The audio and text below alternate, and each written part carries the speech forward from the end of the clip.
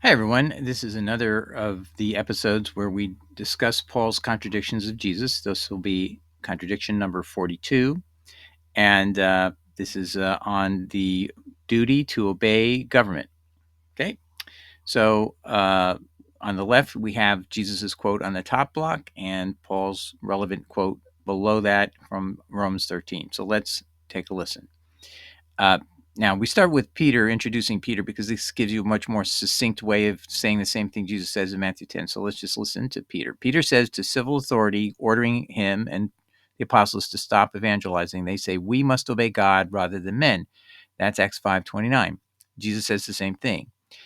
Quote, and fear not them which kill the body, but are not able to kill the soul, but rather fear him which is able to destroy both soul and body in hell. So obviously, if you're uh, fearing God, you will disobey rulers when they're threatening death and punishment for obeying God's word. Okay, evangelizing is a perfect command, a perfect thing to think about. If you're commanded to evangelize, you can't stop evangelizing just because somebody tells you not to do it. And if it means you get killed, or you get punished, or you get censured, or you get attacked, or criticized, or your family, basically doesn't want to talk to you, or they insult you or whatever it is. You've got to deal with all of that because you obey God, not men. And that includes all civil authorities. That's what he means, because the civil authority can exercise the power of death. Okay, and then what does Paul teach in Romans 13? We'll break it down and show you the verses. He says the archon, the rulers, are, quote, servants of God, and whoever disobeys them disobeys, quote, what God decreed, and thus, quote, damnation results if you resist the governing, quote, governing authorities. So they're very clearly contradictory. But this is what I call a double whammy, because Paul also contradicts Yahweh, which we've actually discussed previously. So we're going to reinvoke that to show in this discussion. This is the very first one that we're exposing is both contrary to Yahweh and contrary to Jesus.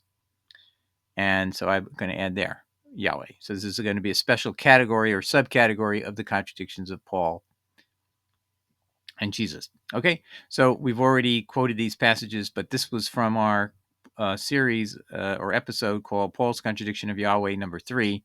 So in there, we had these two verses as well. And we basically, here we pointed out Romans 13 contradicts Yahweh in 1 Samuel 8, verses 7, 9, and 11. We'll get to that later, just briefly, because this is not about the contradiction of Yahweh predominantly. And the synopsis was, Paul says, whoever, quote, resists the governing authority resists what God has decreed. That's a verbatim quote, which means that what the governing authorities are doing are right and what God has decreed. Paul says only those who, quote, do wrong have anything to fear, for the rulers are the servants of God. So now I'm going to actually borrow from the work we did there and just repeat it here. So this is the reverse interlinear from Mouncy on these verses, Romans 13, 1 to 2 in this panel, and then in the next we'll deal with Romans 13, verses 3 to 4. So please be patient. I'm going to read it out, and you'll see what Paul's saying. And if, in case there's any issue, you can look at the screen and you can go, okay, I can see the Greek word. If you know Greek, you see that whether Mouncy did it right. I think Mouncy did it right. Every person must be subject to the governing authorities. Hypereko, Uzuzia. Uzuzia is power authorities. Those that presently exist have been instituted by God. Therefore, whoever resists authority resists what God has decreed, and those who resist will bring judgment on themselves. So at this time, the civil authorities of Judea are Rome, number one. Just you got to know you're a Roman province, and your highest authority is a guy who's a Caesar. So whoever that Caesar is at the time this is said. And eventually, if you look into all the backgrounds of the Caesars, they're in this time period, they're all bad people. They're very evil. Okay, so anyway, and so he's making no exception.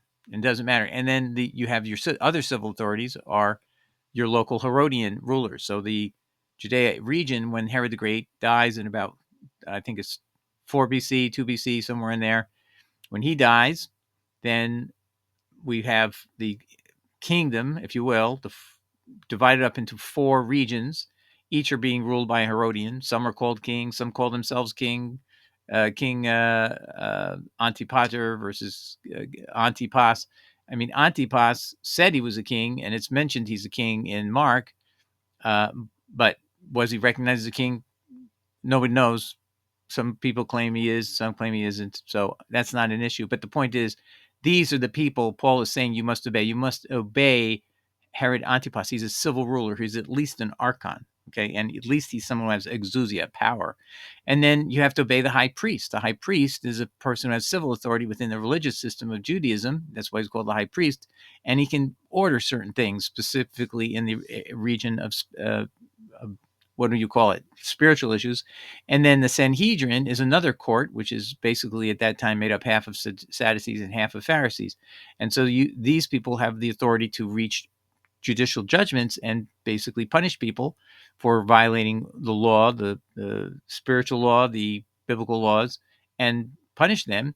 And that would be another level of authority. So what we saw in Acts 5, verse 29, is Peter and the apostles reject the instruction of the high priest, who says, "Why didn't you follow my instructions that you should not preach anymore?" And they respond, "We must obey God rather than men." They were challenging the high priest to punish them.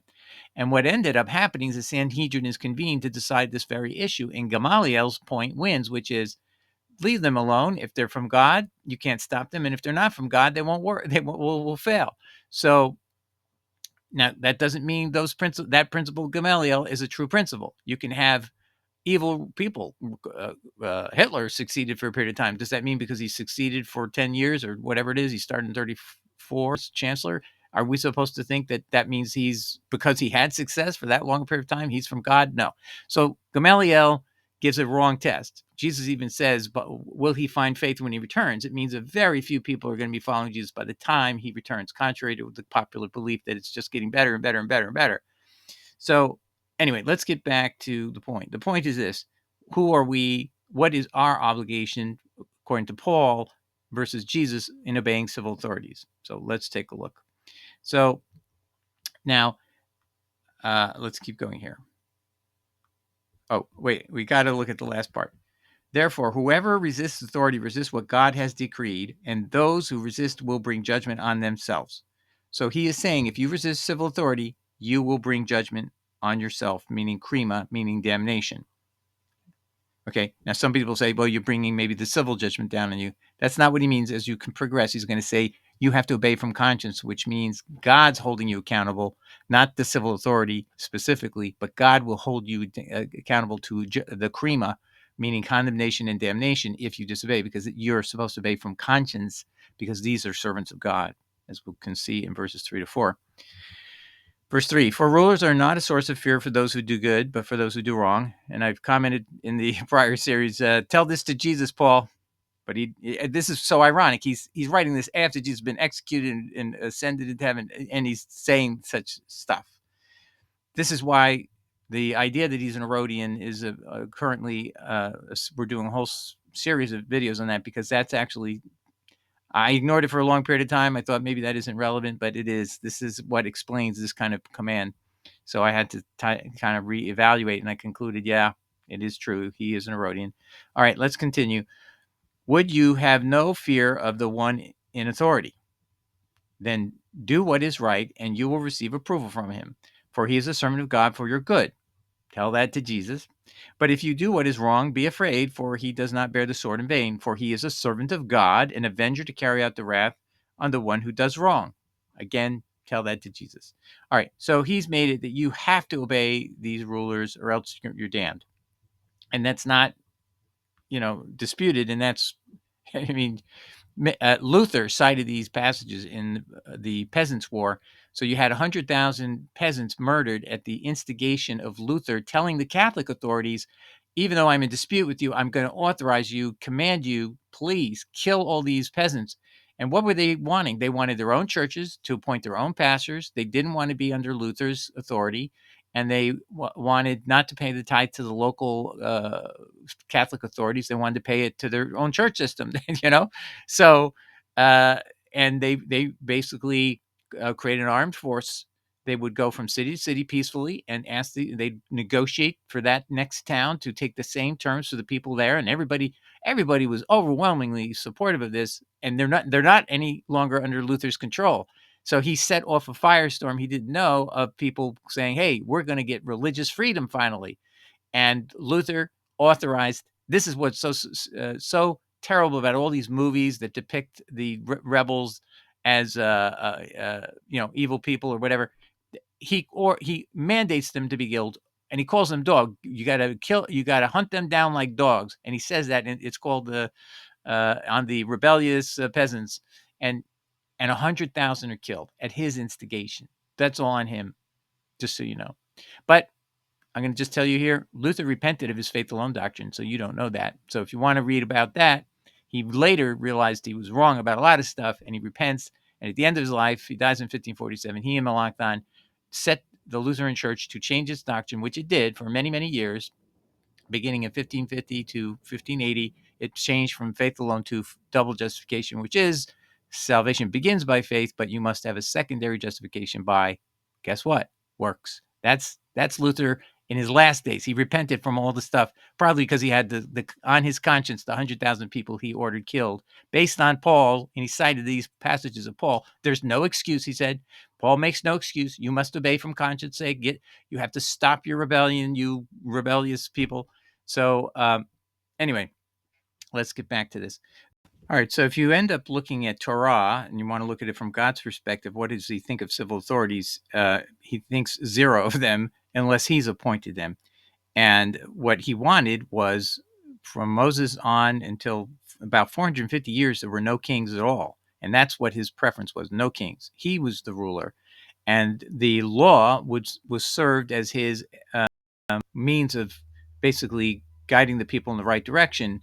But the people didn't want God any longer to be their ruler alone. They wanted civil authorities. So after 400 years, they started to change their view. But the way it ended before that is clearly indicated in Judges 21:25. In those days, there was no king in Israel. Everyone did as he pleased. And that didn't mean anything negative. That was like everybody was free to do whatever they wanted, but solely subject to God's law. See? And instead of having civil authorities, God didn't want that. Now what happens? Somebody says, hey, I want to have a king. Then other people say, I want a king. I want human rulers. We want to be like other people. We don't like this idea that we can't turn to somebody and, every day he's doing his job of running us. And God, Yahweh, has to respond to this. And what do you think he says? Well, let's take a look. 1 Samuel 8, verse 5. Behold, and they said unto the prophet Samuel, behold, thou art old, and thy sons walk not in thy ways. Now make us a king to judge us like all the nations. So, by the way, they're insulting Samuel. See, your own child isn't really listening to you, so we want a king. We don't want you anymore. But the thing displeased Samuel when they said, give us a king to judge us. And Samuel prayed unto the Lord. And the Lord said unto Samuel, hearken unto the voice of the people and all that they say unto thee, for they have not rejected you, they have rejected me, that I should not reign over them. Is God pleased about this? No, he's totally against it. According to all the works which they have done since the day that I brought them out of Egypt, even unto this day, wherever they have forsaken me and serve other gods, so do they also unto you. So they've forsaken me before. They're doing it again, insisting on having a human king. Now God's going to outmaneuver them, and basically you'll see the end is he's going to say, you know what? I'm going to appoint human kings that rule over them, and they'll have to obey him, and they'll tax them, and they won't like it, and so on and so forth. Now, ultimately, he has the plan. God, Yahweh, reveals in Deuteronomy 18, he's going to send the prophet, whose every word they must obey, just like a king, by the way. And Jesus is that prophet that's mentioned by Peter in Acts 3:21-23. And God says to Moses, he'll be a man like you, and I will hold everyone to account to have listened to him. So Jesus is this prophet according to Peter, because why? Because God, Yahweh, quotes this passage of Deuteronomy 18 over Jesus' head at the transfiguration. Listen to him. That's stated twice in the passage of Deuteronomy 18 we're talking about.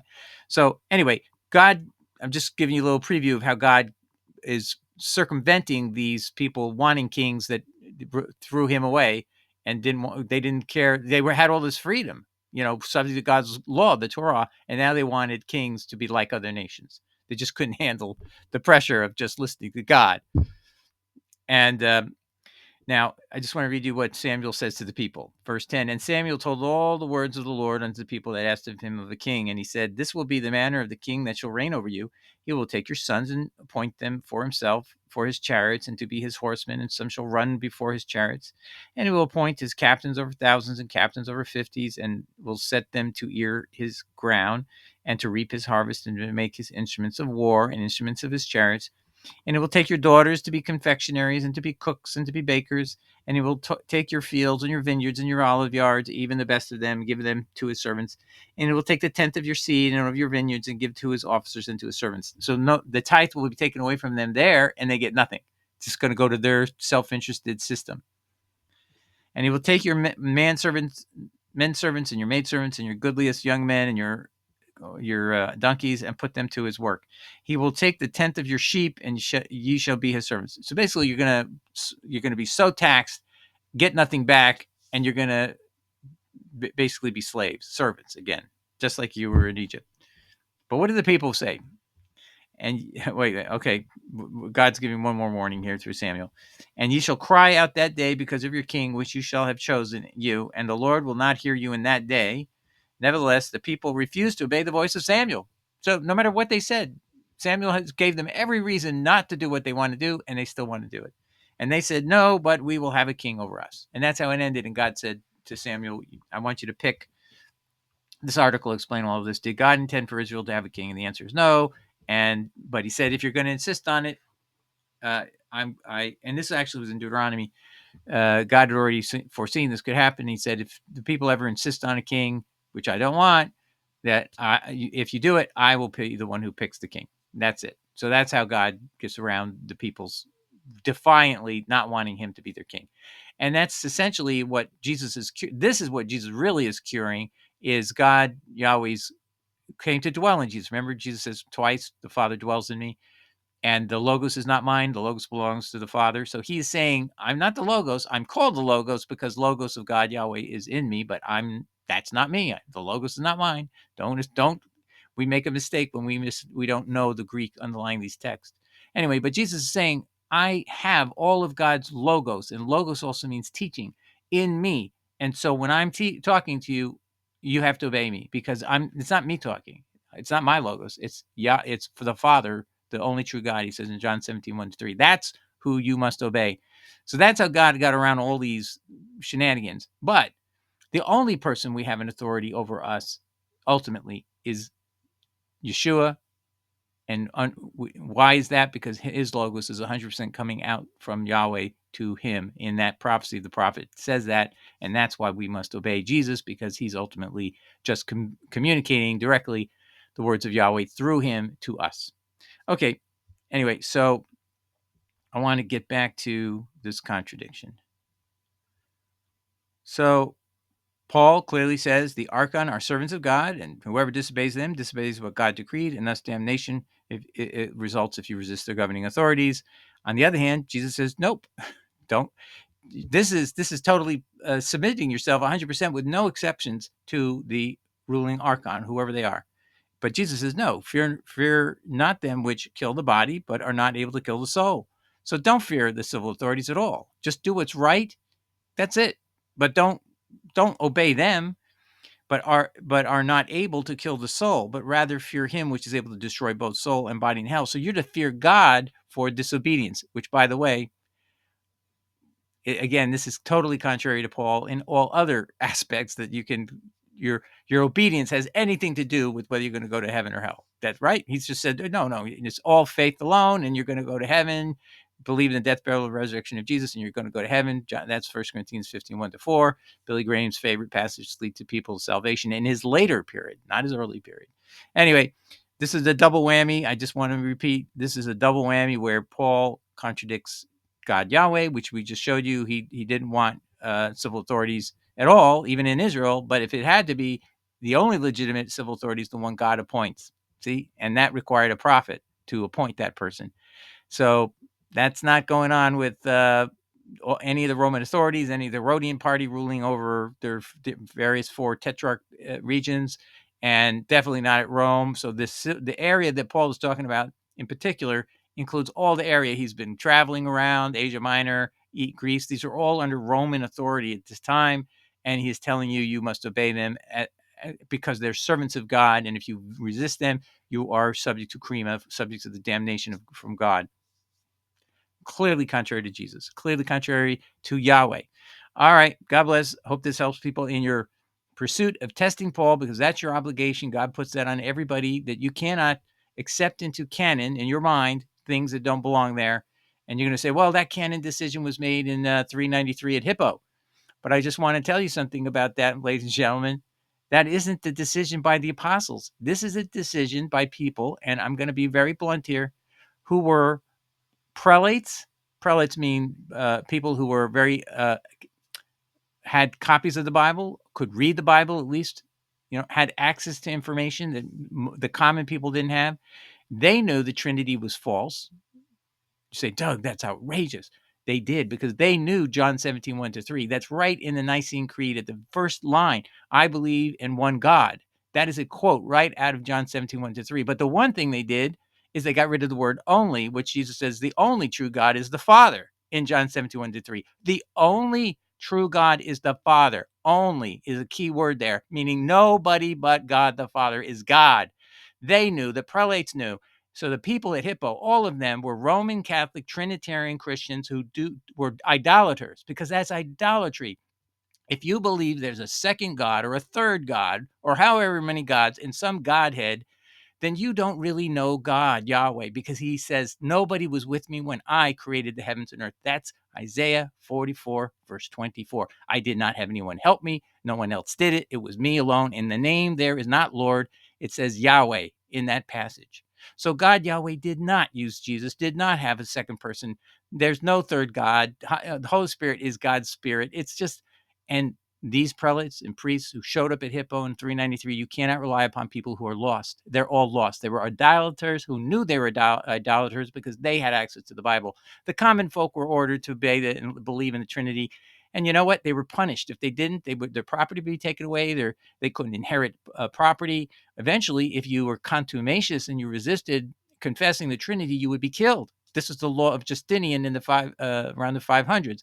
And the Jewish people were banned saying the Shema, the God is one, anymore in their congregations. They'd be arrested and their synagogues closed down for just saying the words that Jesus says was the most important command. In Mark 12, he says the most important command is the Shema from Deuteronomy 6, and he quotes it in full. God Yahweh is our God, and he's the one God, the only God. So you see, this is your canon was made by people who are lost. And people saying, oh, they had the Holy Spirit. How could they? They couldn't. They don't have the Holy Spirit because they're not following God, Yahweh. That's it. They're idolaters. So whose canon do we follow? Oh, the one that the apostles had adopted. And they had a canon that was very easy. Metzger said it was just the words of Jesus. He was the only one who was on par with the law and prophets. That's it. And that any letters, forget it. Letters are letters. They're not intended to ever be construed as inspired. And you have to say, this is from Yahweh. You have to say you're quoting God Yahweh, or you have to be the prophet Jesus, who has God Yahweh speaking over him multiple times at the baptism and his transfiguration with multiple witnesses. And that's why there were so many apostles, to be witnesses to these events. All right, so I hope that helps everybody make better decisions and realize canon is completely not reliable based on Hippo. You have to basically go back to the early church and receive back the original canon, which was only the words of Jesus. We have an entire article on that. All right, so I hope this double whammy will stir your soul to really, truly test Paul today and make sure you make a commitment to follow Christ and only Christ and his words alone.